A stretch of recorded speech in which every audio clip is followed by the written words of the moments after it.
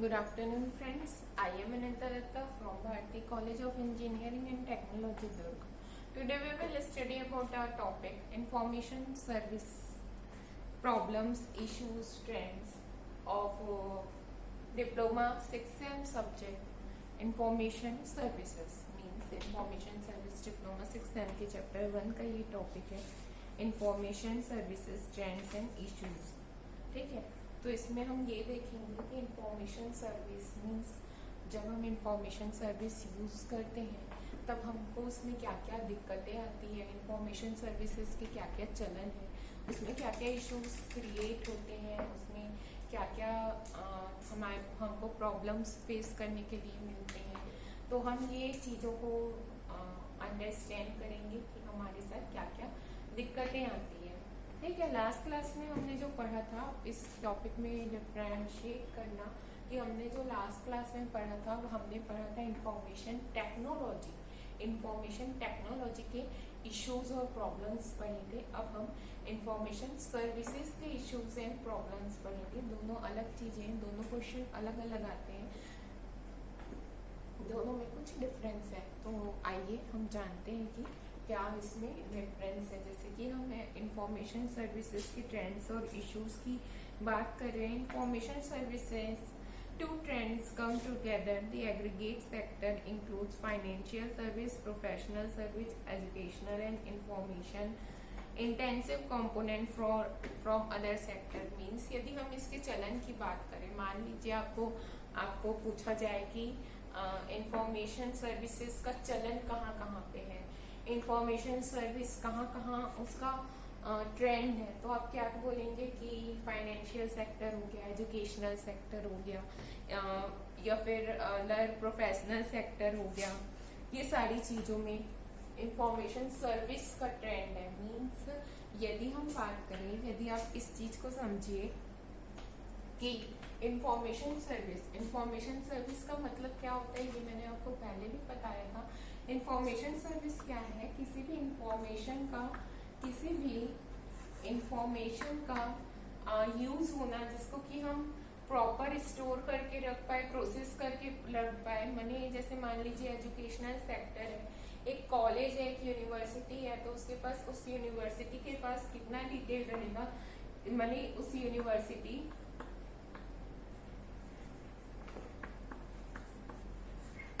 University के अंदर जितने भी नंबर ऑफ कॉलेजेस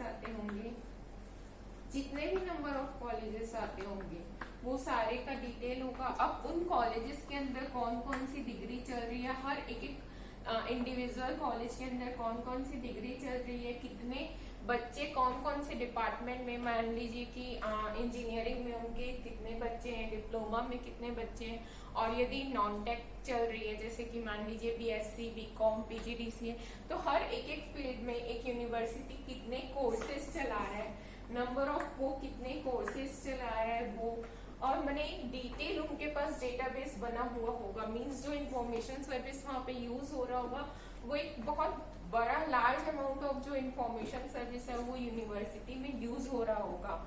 मींस ये एजुकेशन सेक्टर में बहुत ज्यादा यूज हो रहा है. अब इसकी ये कितने डिग्रीज चला रहा है और कितने उसके अंडर में कॉलेजेस है, फिर हर एक कॉलेज कितने डिग्री अपने अंडर रन कर रहे हैं, और वो कॉलेजेस में हर एक डिग्री के अंदर कितने बच्चों ने एडमिशन लिया है,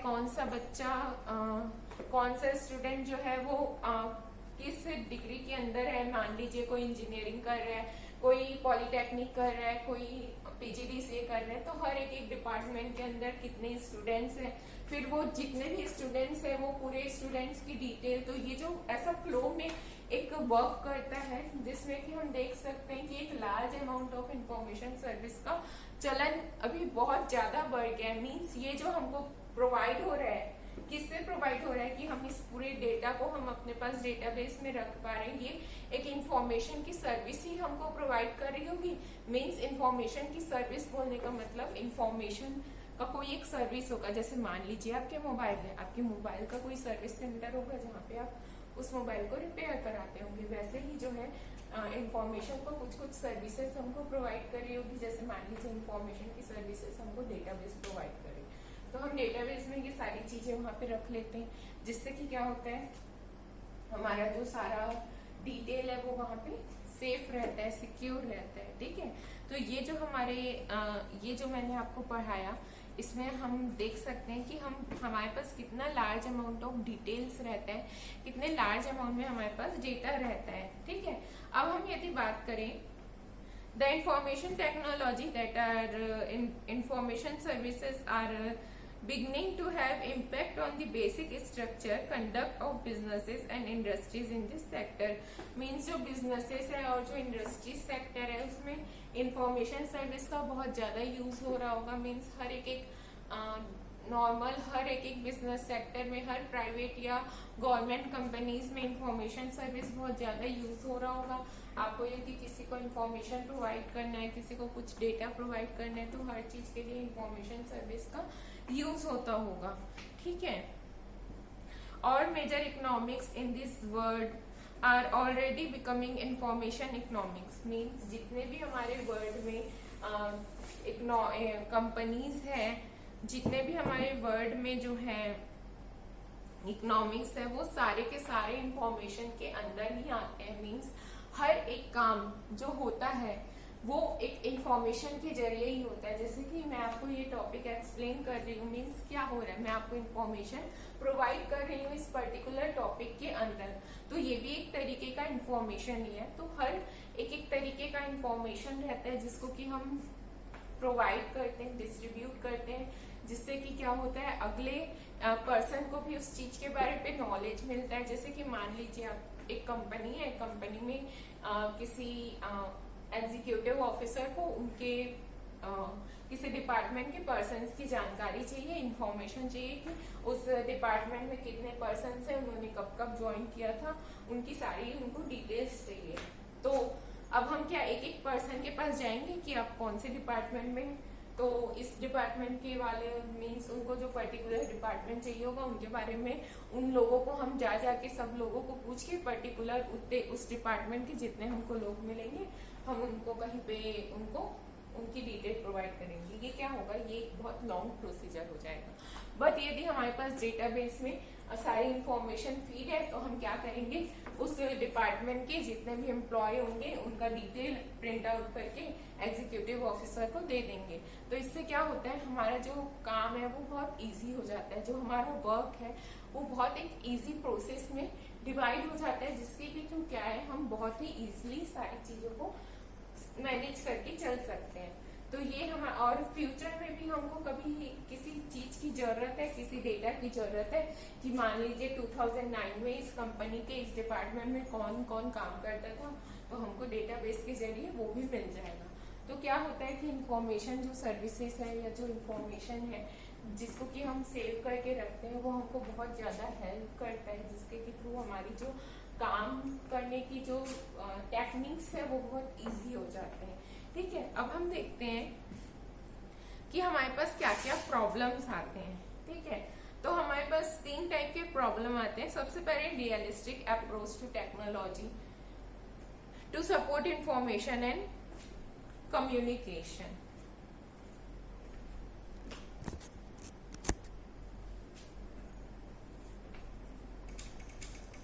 ठीक है, तो हमारे पास 3 टाइप्स के प्रॉब्लम्स होते हैं। जैसे कि फर्स्ट है realistic approaches to technologies to support information and communication. Means हमारे पास कोई रियल लाइफ के अप्रोचेस होंगे जिसके के थ्रू हम सपोर्ट कर सकते हैं इंफॉर्मेशन और कम्युनिकेशन को। सेकंड पॉइंट है building capacity with strengthening of training and HR development. Means human resource development में जो भी हमारी ट्रेनिंग और स्ट्रेंथनिंग होती है उनके बारे में हमको बिल्ड करना है। Then third access power and democratization. Means हमको पावर, यदि जो हमारी डेमोक्रेसी रहती है उसमें जो हमारे पावर्स है उसको हमको एक्सेस करना है। तो हम तीनों पॉइंट्स को थोड़ा सा डिटेल में जान लेते हैं कि तीनों पॉइंट्स में होता क्या है।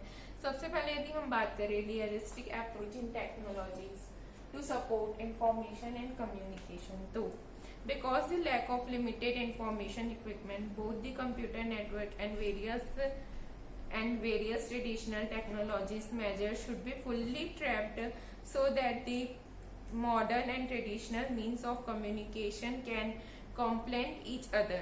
मीन्स क्या होता है, यदि हमारे पास मान लीजिए इंफॉर्मेशन के जो इक्विपमेंट है उनकी यदि हमारे पास कमी है, बोलने का मतलब मान लीजिए कि हमारे पास कंप्यूटर में कोई प्रॉपर डेटाबेस नहीं है जिसके के थ्रू हम इंफॉर्मेशन को स्टोर करके रख पाए या प्रोसेस कर पाए या एक्सेस कर पाए। मान लीजिए आपको मैंने एक पीडीएफ सेंड किया, आपके में पीडीएफ व्यूअर ही नहीं है, तो आप क्या उस पीडीएफ को सीन कर पाएंगे? नहीं कर पाएंगे। तो इसी को हम बोलते हैं लैक ऑफ रिसोर्सेज। मीन्स यदि हमारे पास प्रॉपर रिसोर्स नहीं है किसी चीज को एक्सेस करने के लिए, ठीक है, तो इसमें क्या होता है कि कंप्यूटर नेटवर्क और जो हमारे पास बहुत सारे ट्रेडिशनल मेजर्स रहते हैं, टेक्नोलॉजिकल जो हमारे पास मेजर्स रहते हैं, वो सारी चीजों में क्या होता है, हम मीन्स ऑफ कम्युनिकेशन और कॉम्प्लीमेंट को ईच अदर में ट्रैप्ड करने की कोशिश करते हैं। मान लीजिए आपके पास यदि प्रॉपर कम्युनिकेशन करने का या प्रॉपर इंफॉर्मेशन को रखने के लिए आपके पास कुछ रिसोर्स नहीं है, तो क्या हो गया, वो आपके लिए कोई यूज का नहीं रहा। वहां पे आप क्या करेंगे, लैक ऑफ रिसोर्सेज से सफर करेंगे। तो यही एक आपका फर्स्ट पॉइंट है प्रॉब्लम्स में, जो भी रियलिस्टिक जो आपके पास अप्रोचेस रहते हैं। रियलिस्टिक अप्रोच मीन्स आपके रियल वर्ल्ड में आपके साथ क्या प्रॉब्लम हो रही है।